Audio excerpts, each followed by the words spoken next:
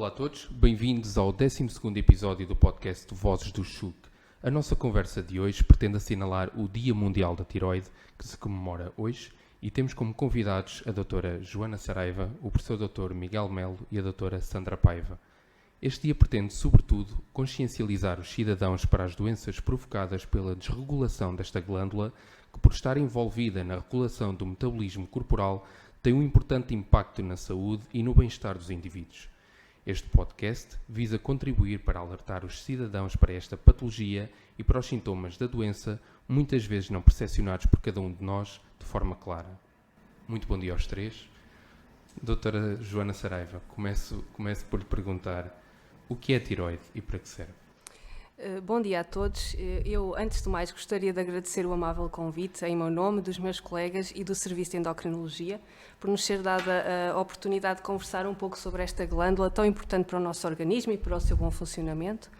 Importância essa, então, que se traduz na existência de um Dia Mundial da Tiroide, que estamos hoje a comemorar. Em resposta à sua pergunta, o que é a tiroide e para que serve? A tiroide é uma pequena glândula, pequena em tamanho, mas grande em importância, que se localiza na parte anterior do pescoço. Mede cerca de 4, 5 centímetros, isto depois depende de pessoa para pessoa, pesa cerca de 25 gramas e tem a forma de uma borboleta. É constituída por dois lobos, o lobo direito e o lobo esquerdo, que são unidos no centro pelo istmo. Geralmente, se não houver alteração do seu tamanho, não é visível e até pode ser difícil de palpar por quem não tenha experiência. A nossa tiroide tem como principal função a produção de hormonas tiroideias, a T3 e a T4, e estas hormonas vão atuar em praticamente todas as funções do organismo e são indispensáveis para a vida. Nós não vivemos sem tiroide. Atuam no nosso metabolismo energético, nomeadamente no controle do apetite, na motilidade intestinal, na regulação da temperatura corporal. Atuam também no nosso sistema cardiovascular e são fundamentais no desenvolvimento cerebral normal, especialmente no desenvolvimento fetal e nos primeiros anos de vida. São também importantes na manutenção da fertilidade, da atividade sexual, no controle do sono, entre outras ações importantes. Portanto, resumindo, as hormonas tiroideias contribuem e são fundamentais para o normal funcionamento do nosso organismo. E quais são as doenças mais frequentes da tiroide? São várias as doenças que podem afetar a tiroide. De uma forma genérica, podemos dividi-las em dois grandes grupos. Portanto, os distúrbios no funcionamento da tiroide, como o hipotiroidismo e o hipertiroidismo, e as alterações na sua estrutura, como a presença de um ou vários nódulos. O hipotiroidismo é, sem dúvida, a doença da tiroide mais comum. Acontece quando a glândula tiroideia não consegue produzir hormonas tiroideias em quantidade adequada.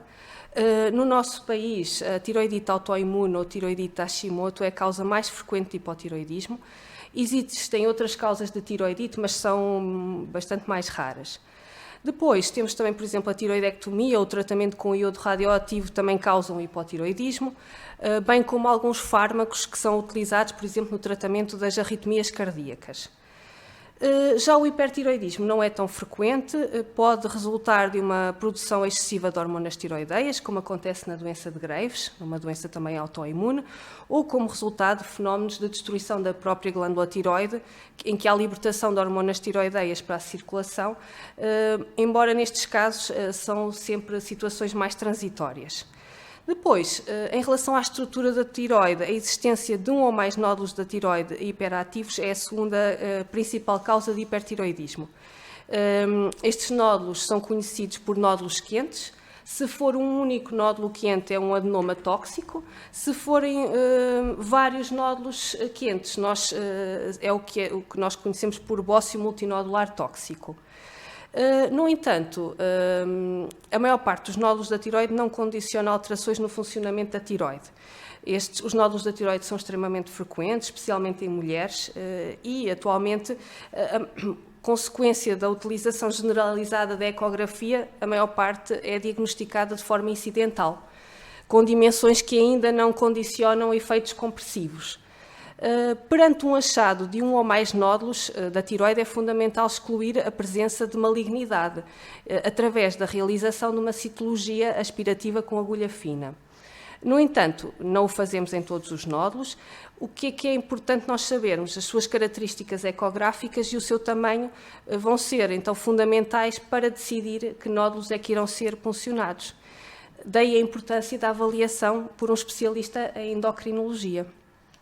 Portanto, se eu tiver um distúrbio da tiroide, vou saber identificar facilmente. Nem sempre. Por vezes estas disfunções apresentam-se de forma inespecífica e muito diversa, o que pode atrasar o diagnóstico. Então, que sintomas específicos é que devemos estar atentos? Bem, começando pelo hipotiroidismo, alguns dos sintomas mais frequentes são o cansaço, a fadiga, a pele seca, a queda de cabelo, a intolerância ao frio, a obstipação, o aumento de peso, as irregularidades menstruais no caso da mulher, a infertilidade. O hipertiroidismo também pode provocar uma grande variedade de sintomas de diferentes graus de gravidade. Os mais comuns são a ansiedade e a irritabilidade, o cansaço, a presença de tremores, palpitações, a sudação e a intolerância ao calor, a perda de peso, geralmente associada até a um aumento do apetite, as irregularidades menstruais. Pronto, estes são os principais. Relativamente aos nódulos tiroideus, geralmente a presença de uma tumefação cervical associada ou não a sintomas compressivos, como a dificuldade na deglutição, a falta de ar e mesmo a rouquidão, podem fazer suspeitar da presença de nódulos da tiroide. Professor Miguel, os distúrbios da tiroide manifestam-se em qualquer idade ou há uma idade prevalente? A grande maioria, e de uma forma geral, das condições ou das patologias da tiroide, a sua frequência aumenta progressivamente com a idade. Ou seja, à medida que os anos passam, é mais provável que as pessoas tenham quer alterações estruturais, como disse a doutora Joana, vulgo nódulos da tiroide, quer alterações funcionais. Isto é mais marcado na parte dos nódulos. Nós temos uma regra muito simples, por exemplo, em mulheres na década dos 30, aos 30 anos, 1 em cada 4 tem 1 ou mais nódulos da tiroide, aos 40 é 1 em cada 3 e aos 50 é 1 em cada 2, ou seja, metade das mulheres tem pelo menos um nódulo na tiroide. Claro que, na realidade, e sobretudo a patologia funcional, as alterações do funcionamento tiroideu, podem surgir em qualquer idade, desde a infância até às idades mais avançadas. Aqui a dificuldade prende-se muitas vezes com aquilo que é necessário, a perspicácia que é preciso ter para fazer o diagnóstico. Isto porque a apresentação, ou seja, aquilo que as pessoas sentem e o que apresentam, é muito diferente nas idades mais avançadas, em que, por vezes, aquilo que nós chamamos de sinais e sintomas, a clínica, as queixas das pessoas, são muito poucas e é preciso estar muito atento a uma ou duas, versus a idade mais jovem. Na idade mais jovem, geralmente existe aquele conjunto de sinais e sintomas, como muito bem falou a doutora Joana, quer a propósito do hipo, quer do hipertiroidismo, o que acaba por tornar o diagnóstico geralmente mais fácil. Mais fácil. Há distúrbios da tiroide que são mais comuns em homens ou em mulheres? Aqui a resposta é muito fácil. Relativamente à tiroide, tudo é mais frequente em mulheres. Ou seja, quer a patologia estrutural, quer os nódulos, quer a patologia funcional, vai ter mais ou menos uma relação de entre 3:1 a 10:1, relativamente a ser ou 3 vezes mais frequente ou 10 vezes mais frequente em mulheres do que em homens.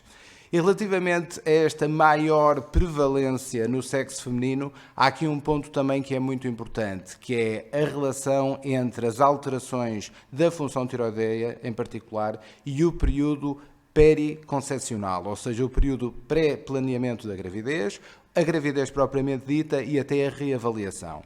E a esse propósito, nós temos também aqui connosco a doutora Sandra Paiva, que é especialista precisamente nas endocrinopatias da gravidez, e eu vou-lhe pedir um comentário precisamente para partilhar connosco a importância que tem, no fundo, a tiroide e a gravidez.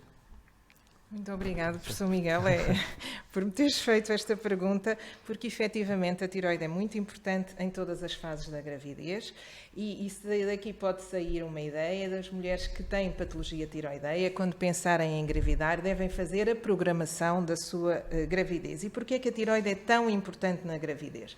Porque exatamente está relacionada às hormonas tiroideias da mãe. O feto não produz hormonas tiroideias até às 12, 14 semanas, só começa a produzir de uma forma mais independente a partir das 20, mas depende sempre até às 40 das hormonas tiroideias na mãe. E são tão importantes para o funcionamento, o normal funcionamento da gravidez, o crescimento fetal, a placentação, inclusivamente, o metabolismo basal, que se diz que a gravidez é um stress para a tiroide. A tiroide tem que produzir mais de 50% da sua normal produção durante uma gravidez de um feto único.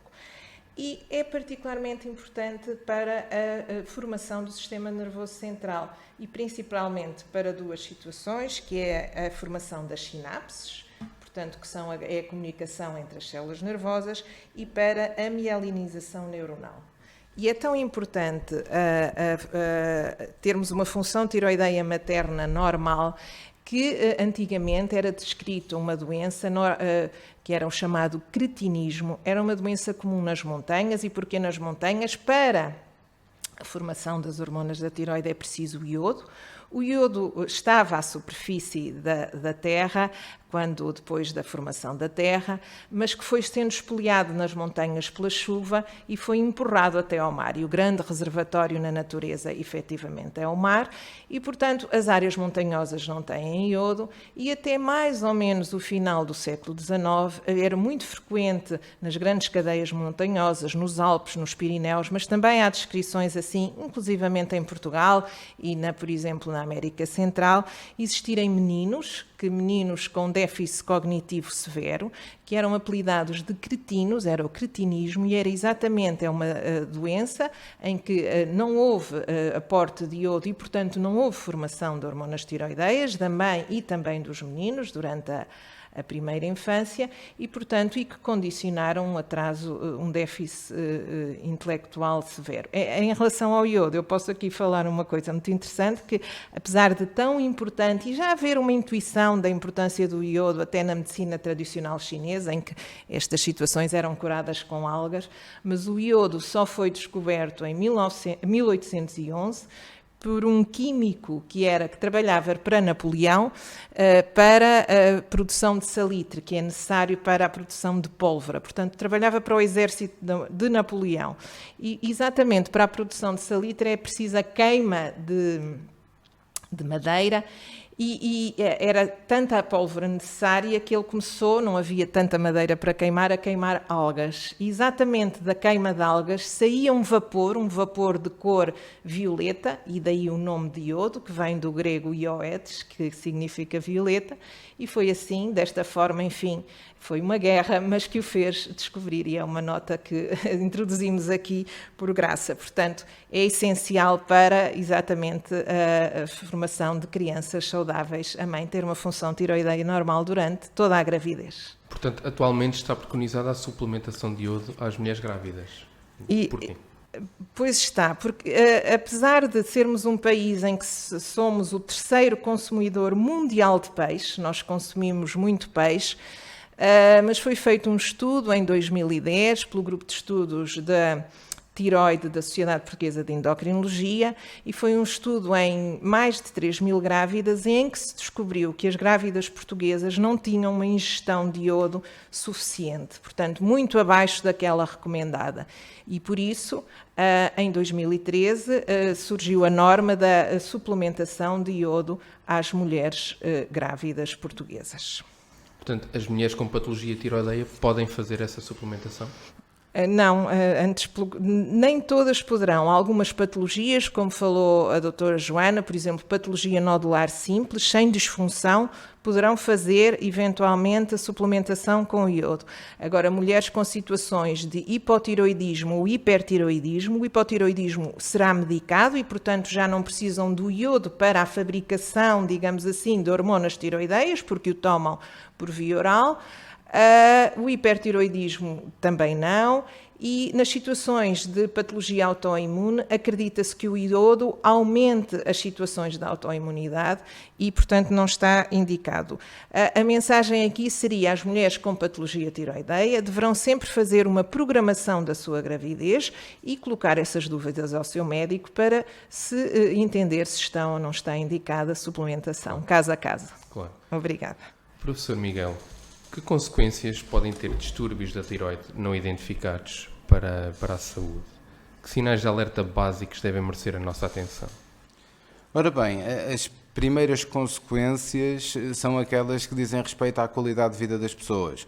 Como estivemos aqui a falar, a clínica, aquilo que as pessoas apresentam quando têm uma disfunção tiroideia, interfere de uma forma muito marcada com a qualidade de vida. Uma pessoa que tem, por exemplo, um hipotiroidismo e que tem menos energia, se sente mais cansada, aumenta ligeiramente de peso, eventualmente tem obstipação. Uma pessoa com hipertiroidismo que começa a perder de peso sem causa aparente, está muito nervosa, tem palpitações, tem tremor, tudo isto são queixas que interferem bastante com a qualidade de vida. Mas para além disso há outro ponto que aqui interessa discutir. Por exemplo, o hipertiroidismo é a causa frequente de arritmias cardíacas e essas arritmias cardíacas podem ser perigosas e, fundamentalmente, podem provocar um acontecimento neurológico agudo, aquilo que geralmente as pessoas chamam trombose ou acidente vascular cerebral. A esse respeito, o diagnóstico do hipertiroidismo, em particular a partir da meia-idade, deve ser rápido. E daí haver a necessidade das pessoas estarem alerta para este conjunto de sinais e sintomas para o diagnóstico ser fácil. Agora, aqui na tiroide há sempre um problema, é preciso o conjunto das coisas, dos sinais e dos sintomas, porque todos nós já nos sentimos mais cansados, todos nós já nos sentimos mais nervosos, todos nós temos algumas flutuações de peso, mas geralmente não temos a conjugação destes fatores. É preciso alguma perspicácia por parte das pessoas, é obviamente preciso informação, e não só das pessoas, também por parte dos profissionais de saúde. No caso do hipotiroidismo, há 2 ou 3 alturas em que o diagnóstico é crítico por eventuais consequências a médio e longo prazo. Uma já estivemos aqui a falar, tem a ver com a gravidez e com o desenvolvimento, fundamentalmente, do cérebro fetal. Outra altura é precisamente a infância e a adolescência, devido também às consequências que pode ter quer no crescimento, quer no desenvolvimento. E depois, mais a partir da idade adulta, uma consequência adversa que o hipotiroidismo não diagnosticado pode ter é o aumento da doença cardiovascular. O hipertiroidismo associa-se a uma série de fatores de risco cardiovascular, de que são exemplos paradigmáticos o aumento do colesterol e o aumento da pressão arterial, e essa conjugação faz com que as pessoas com hipotiroidismo que não seja adequadamente e atempadamente tratado possam ter um aumento da doença cardiovascular. E que tratamentos existem atualmente para controlar os distúrbios da tiroide? Os tratamentos são variados e dependem, obviamente, do distúrbio em causa. Se estivermos a falar, mais uma vez, do hipotiroidismo, o tratamento é muito fácil, muito eficaz e muito fisiológico, porque, basicamente, o que fazemos é repor a hormona tiroideia que está em falta. Isso é fácil de fazer, nós temos a hormona disponível em comprimidos e facilmente acessível. O resultado do tratamento geralmente é excelente, porque conseguimos normalizar os valores das hormonas tiroideias sanguíneas, o que quer dizer que as pessoas ficam com uma função tiroideia idêntica à que teriam sem ter hipotiroidismo, ou seja, ficam normais. No caso do hipertiroidismo, nós temos várias hipóteses de tratamento dependendo da causa do hipertiroidismo, mas que passam desde comprimidos que vão inibir a síntese das hormonas tiroideias, ou seja, vão normalizar os valores, até o iodo radioativo, que não tem nada de assustador, exceto o nome radioativo, de que todos nós temos um pouco de medo, ainda para mais numa altura em que temos uma guerra na Europa, mas é um tratamento simples, muito seguro, muito eficaz, basicamente é tomar uma cápsula de iodo e resolver o problema, ou em casos específicos, geralmente associados a patologia nodular, mas nem sempre, a própria cirurgia. Para terminarmos, que mensagem gostaria de deixar aos nossos ouvintes neste Dia Mundial da Tiroide? Eu acho que há aqui algumas mensagens importantes. Uma delas é que as patologias da tiroide são frequentes, interferem bastante com a qualidade de vida das pessoas, por isso toda a gente deve estar alerta para este conjunto de sinais e sintomas que, se existirem, podem indicar que existe uma alteração na função tiroideia ou uma doença da tiroide. Caso isto aconteça, aquilo que há a fazer é procurar o médico, eventualmente o médico de família, o médico assistente, que muito facilmente, através da realização, eventualmente, de um exame sanguíneo ou de uma ecografia da tiroide ou das duas coisas, poderá confirmar ou excluir que existe alguma alteração da tiroide. Mas é fundamental que as pessoas não fiquem ansiosas. Nós estamos a falar fundamentalmente de doenças benignas e facilmente tratáveis. Por isso, na grande maioria dos casos, mesmo que seja encontrada alguma alteração na tiroide, ela pode não precisar de qualquer tipo de tratamento, como acontece com a grande maioria dos nódulos da tiroide que são encontrados, que apenas requerem vigilância, ou podem precisar eventualmente de tratamento, mas o tratamento, na grande maioria dos casos, é fácil, é eficaz e extraordinariamente seguro. Muito obrigado aos três. Obrigado pela vossa presença. Obrigado. Obrigada. Muito obrigado também a quem esteve desse lado a ouvir-nos. Subscrevam o nosso canal para ouvirem todos os episódios. Obrigado.